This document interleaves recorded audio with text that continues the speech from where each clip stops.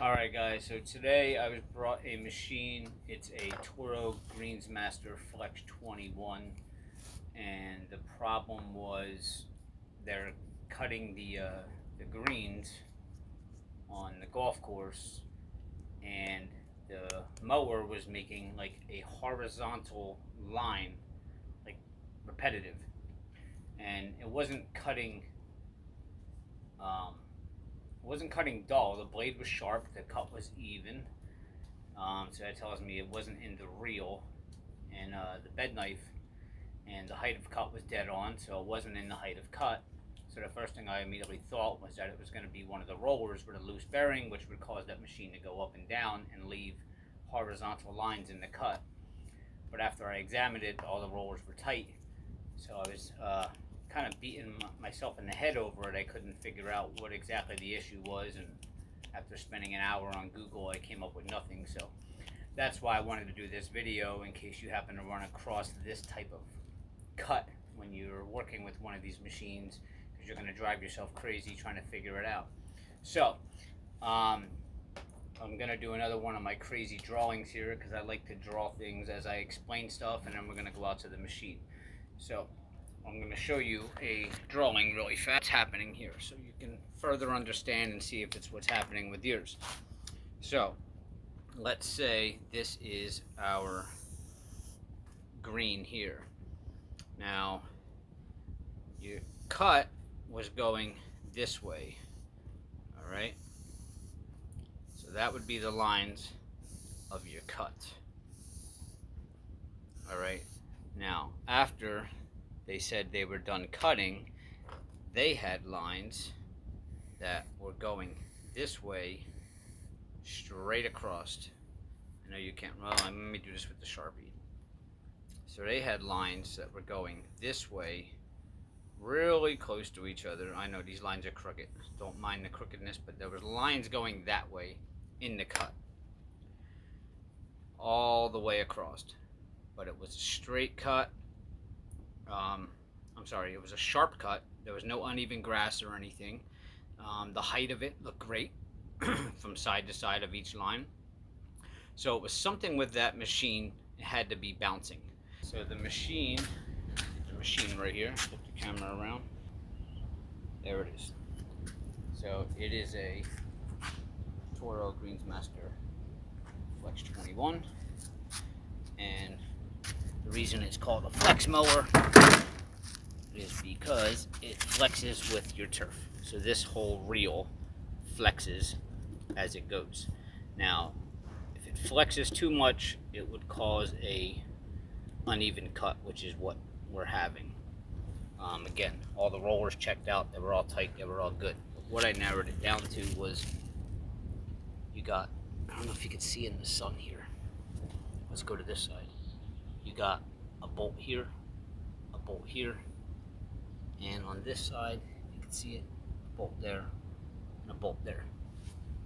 They are held on by a nut on the bottom there, nut on the bottom there, there's a nut there, and on the back side of that one. You loosen them up, and this reel will come off. The problem is, these have too much play in them. So that tells me inside of here is all worn out. It's allowing that to play too much, which is causing this to go up and down and giving us that horizontal indent in the turf. So we're going to take those out and see what's going on inside of there, because these are definitely too loose. When you lift this reel up, I can't do it with one hand with the camera, but these are moving around too much. They are supposed to move because it flexes side to side, but up and down, these top ones should not be banging around inside of there. Alright, so I got the reel off. Now this is where those, let me get the camera around here. This is where those brackets had went through. So up here, I left them together so you can see. This basically goes through those holes right there. problem was, again, you can see there's too much wobble in there, and that was causing the reel to go up and down. See that? That should not be wobbling up there like that. That should be tight, and these should be able to pivot, but they shouldn't go up and down like that. And I believe that's what's causing the bad cut. So I'm going to take these back off. These are 15 millimeter, but I already have them loose. Just put them back on for the video so you can see. Nope, got a nut over here still. Now when you look at this, you can see I was right. This is all worn on the one side, and it's thicker on that side. That's from no grease being in there and just the metal to metal contact. It wore it out there. Same thing with this side. You can see it's a little bit thinner on this side, a little bit thicker on that side. So we're gonna have to get some bushings on these. Put some bushings in here actually, and fit that back in there to eliminate that wobble. So I got, you can see these are kind of like adjustable bushings here. You squeeze them and you can make them a different size, so to speak. So I'll fit them in here like that, and then we're gonna put one in this side like that. And now let's see if we can get this in there.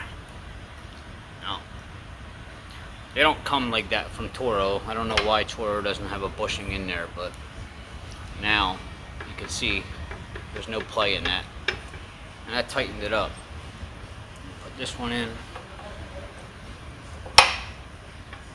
and there's no play, so that should eliminate the bounce. And it's probably not a bad idea since there's metal to metal contact in there, and it will wear down again over time. So just put some there's no grease fittings for there, so just grab some regular wheel bearing grease, or any type of grease that you might have around, just so you don't have that friction when you put it back in there. So, and just want to wipe some grease around there. It's kind of hard to do with one hand here. So just kind of smudge it up there, and then stick it back in there. That's nice. We'll do the same thing to the other side. And one thing I forgot to mention, when you take these off, this shaft is going to be holding this reel up. Now this just slides into here. So when you take these off, that reel is going to drop down to the floor, and this shaft is probably going to flex in. And that's what happened to me. That shaft has to get slid inside of there. But it'll drop to the floor, and then you can pretty much just push on your reel to slide this out of here. But getting it back on might be a little bit more trickier. But just wanted to note that you're going to have to slide that out when you drop this reel down when you take these apart. Alright, so putting these pins back in here is going to be it is super hard to put these back in by yourself, because you're not going to get those pins to line back up. So once you get these, manage to get these pins in there, there's a shoulder on these bolts that this bracket has to slide over, and it's very difficult. So if just one person is doing it, here's what you got to do, is put a long bar here holding this pin in, because it's going to try to push out when you try to tighten this nut. And this bracket doesn't want to go over the shoulder. So you put this bar here to hold this bracket in, and then you're going to need another one, which is going to go right under there to push up on the back. I don't know if you can see that thing coming through there, but that'll push up on the back. So you're going to have to put your knee on this to push up on the back, and you're going to have to put a knee on this one so that this is being held in, and this knee is pushing up so that you have play in this in order for it to slide over this. I know it sounds really complicated, but that's how you have to do it with one person. Very, very frustrating. I mean, we may find another way, but after an hour of struggling with it, this is what worked. 2 screwdrivers and 2 knees in order to move this reel around and get these things lined up. And that's that. I'm going to have to do the same thing to the other side now, because you can see it's not all the way in there. And when I push that in, there's the shoulder, and this thing won't slide over that shoulder. This needs to go forward over top of that. So we're going to have to flip this setup around so that this bar is holding this one in when we do that now. But this one I just got finished. Alright, so we managed to get them on with multiple screwdrivers and a lot of grunting and moaning. And a good thing to do would be to recheck your height of cut on this after you were just done banging the reel in the ground a lot. This may have came out of whack, so we want to recheck the height of cut on there and then take it for a cut and see if that solved the problem, but I'm pretty sure it did. Alright, so I wasn't able to get back out there to give that machine a run, but I'm 99.9% sure that that was the problem. There was just too much play in that front reel, and it was causing the reel to hop and giving me those horizontal lines on the greens.